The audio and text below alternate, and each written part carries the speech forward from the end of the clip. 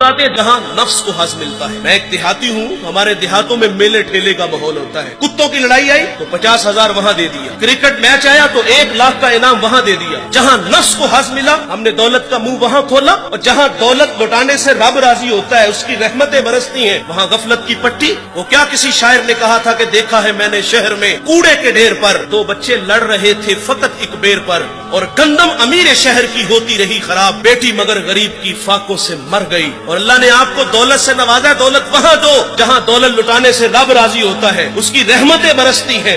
ہمارے گجرانوالہ دھلا چوک پہ ایک بوڑھا دن دہاڑے آٹے کا تھیلا اٹھا کے دوڑ لگاتا ہے، نحیف تھا، 2 قدم چلا کے لوگوں نے پکڑا اور خوب زد و کوب کیا، اور بعد میں سوال کیا کہ بوڑھے یہ جرت کیوں کی؟ تو وہ بوڑھا رونے لگا۔ وہ کہتا ہے 1 ہفتہ ہو گیا مجھے اس چوک میں آ کے کھڑا ہوتا ہوں مزدوری کے لیے، اور مجھے بوڑھا سمجھ کے لوگ چھوڑ کے چلے جاتے ہیں، ہفتہ ہو گئے بچے بھوک سے مر رہے ہیں، آج ان کی بھوک دیکھی نہیں گئی تو چوری پہ وہ آمادہ ہوا، اور دولت جہاں لٹاؤ۔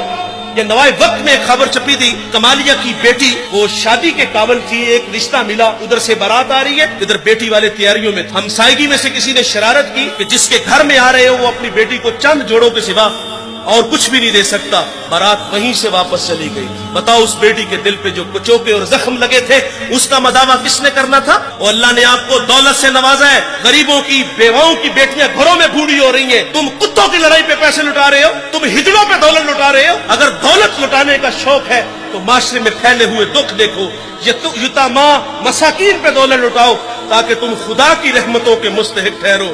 لیکن دولت وہاں دی جہاں نفس کو حظ ملا۔ جب اس بیٹی نے کہا کفل مجھے بھوک تیرے تک کھینچ لائی ہے، یہ ایک جملہ کفل کی ہدایت کا سبب بنا، دل کے آئینے پہ چوٹ لگی، کفل رونے لگا، ہاتھ جوڑ کے کہتا ہے بہن مجھے معاف کر دے، تو جس عزت سے آئی ہے اسی عزت سے واپس گھر چلی جا، اور میرے لیے دعا کر کہ میں بڑا ہی کتا انسان ہوں، اللہ مجھے معاف کر دے۔ وہ بیٹی گھر چلی گئی اور ادھر تقدیر کا قلم چل گیا، اسی رات کفل کو موت آ گئی۔